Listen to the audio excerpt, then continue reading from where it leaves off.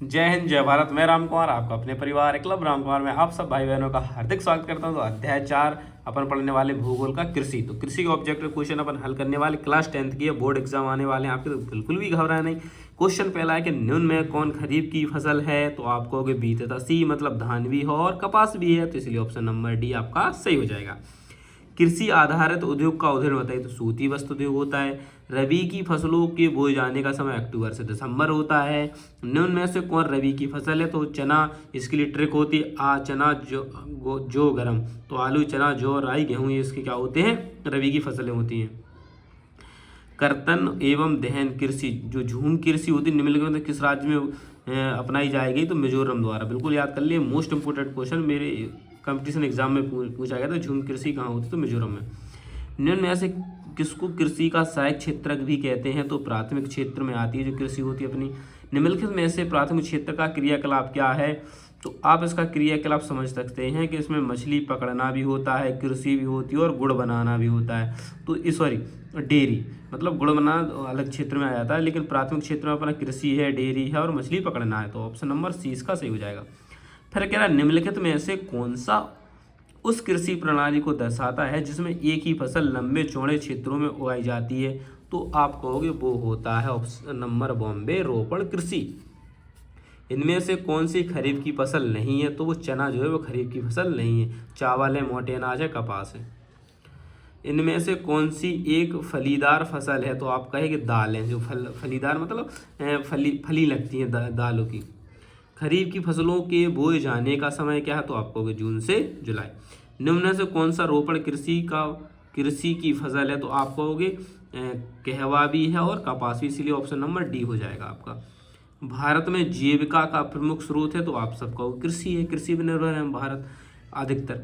निम्नलिखित में से भारत प्रमुख रूप से किसका आयात करता है? तो आप कहो कच्चा पेट्रोलियम का करता है। आयात मतलब बाहर से कोई चीज़ मंगाते, निर्यात मतलब भेजते हैं।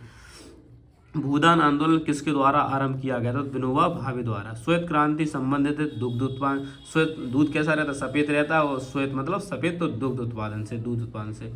निम्न में से कौन सा रेशेदार फल है? तो इनमें से सभी रेशेदार फसल हैं। जूट भी है, कपास भी और प्राकृतिक रेशम भी है। फिर क्वेश्चन है कि निम्न में से कौन सी रोपण फसल है? तो आपकी है गन्ना, इसको रोपते हैं। भारत में सर्वाधिक रबड़ उत्पन्न करने वाला राज्य कौन सा है? बॉम्बे, केरल। रेशम उत्पादन के लिए रेशम के कीड़े को पालना क्या कहलाता? सेरीकल्चर कहलाता है। निम्न में से कौन सा रेशेदार फसल है? नहीं है, वो है रबड़। निम्नलिखित में से कौन सी फसल मुख्य रूप से जायद फसल का उदाहरण है? तो तरबूज, ऑप्शन नंबर डी। चाय की खेती किसका एक उदाहरण? तो रोपण कृषि का, ऑप्शन नंबर ए। जट रोफा किसके पौधे हैं? बायोडीजल के, ऑप्शन नंबर सी। किस राज्य में सीढ़ीदार खेती की जाती है? तो आप सब जानते हो उत्तराखंड में। रोपण फसल की प्रमुख फसल का उदाहरण ये सभी है, चाय, कॉफी है, गन्ना, केला है और रबड़ है। चावल के उत्पादन में चीन के बाद दूसरे स्थान पर कौन है? भैया भारत है। कृषि एक क्या है? प्राथमिक क्रिया है। चावल और मक्का क्या है? खरीफ की जो फसलें हैं चावल और मक्का। निम्नलिखित में से कौन सी एक फलीदार फसल है? तो आप सब जानते दालें हैं। निम्नलिखित में से किस राज्य में सबसे अधिक प्रतिशत कृषि भूमि पर खेती होती है? तो वो है पंजाब में, ऑप्शन नंबर डी। ये रहा भूगोल का 5वां पार्ट, अध्याय जो है खनिज तथा ऊर्जा संसाधन। तो अब इसको अपन क्या कर लेते हैं? कंप्लीट करते हैं। इसको तो अपन ने कंप्लीट कर लिया था चैप्टर, और नेक्स्ट चैप्टर की ओर चलते हैं। जो आपका खनिज वाला था वो अपन पिछली वीडियो में कंप्लीट कर चुके हैं। अब भूगोल का लास्ट चैप्टर बचा है, अध्याय 7, जो क्या है? राष्ट्रीय अर्थव्यवस्था की जीवन रेखाएं। लास्ट यही है कि भारतीय रेलवे में रेल प्रखंडों की कुल संख्या कितनी? आप सब जानते हो 18। सबसे लंबा राष्ट्रीय जलमार्ग है? तो आपको हल्दिया से इलाहाबाद। निम्नलिखित में से परिवहन का कौन सा साधन अति दुर्गम स्थानों के लिए अत्यंत आवश्यक है? तो वायु परिवहन। भारत में परिवहन का प्रमुख साधन है सड़क परिवहन। इनमें से किसको भारतीय डाक संचार तंत्र में प्रथम श्रेणी की डाक समझा जाता है? कार्ड एवं लिफाफे की। निम्न में से परिवहन के प्रकार कौन कौन से हैं? ये सभी देखो, स्थल परिवहन होता है, एक वायु परिवहन होता है और एक जल परिवहन होता है, जहाँ से हम आ जा सकते हैं।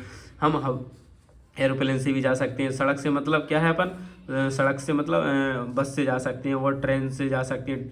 और जल परिवहन मतलब अपन जहाज़ों से जा सकते हैं, बड़े बड़े। निम्नलिखित में से कौन सा समुद्री पतन लोहा एस के निर्यात के संदर्भ में प्रमुख पतन है? तो आप कहोगे मार्मा गायो।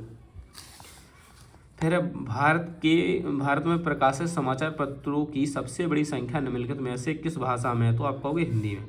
निम्न में से स्थल परिवहन का प्रकार कौन सा है? तो रेल परिवहन है, और मैं बताया सड़क परिवहन है। ऑप्शन नंबर सी हो जाएगा। निम्नलिखित में से परिवहन का कौन सा साधन बहनतारण हानियों तथा देरी को घटाता है? तो आपको पाइपलाइन। वर्ष 2023 के अनुसार भारत में सड़क जाल कितने किलोमीटर है? तो आपको 66.71 लाख किलोमीटर। भारत में सड़कों की क्षमता के आधार पर कितने वर्गों में बांटा गया है? तो आप कहोगे 6 में। निम्न में से सबसे लंबा राष्ट्रीय राजमार्ग कौन सा? तो राष्ट्रीय राजमार्ग 7। राज्यों की राजधानियों के जिले मुख्यालयों से जोड़ने वाली सड़क क्या कहलाती? राज्य राजमार्ग। निम्न में कौन सा परिवहन साधन भारत में प्रमुख साधन है? तो सड़क परिवहन। फिर क्वेश्चन 16वां, दिल्ली और अमृतसर किस राजमार्ग को आपस में जोड़ते हैं? तो राजमार्ग संख्या 1। ग्रामीण क्षेत्रों तथा गांव के शहरों को जोड़ने वाली सड़कें किस वर्ग के अंतर्गत आती हैं? तो अन्य सड़कों के अंतर्गत आती हैं। तो मिलते हैं नेक्स्ट वीडियो, तब तक के लिए जय हिंद जय भारत। आज हमने भूगोल खत्म कर दिया है। अब इसके बाद हमारा चलेगा पॉलिटी चलेगा और अर्थशास्त्र चलेगा। इसके बाद फिर हम लॉन्ग क्वेश्चन इसके हल करना स्टार्ट कर देंगे। जय हिंद जय भारत।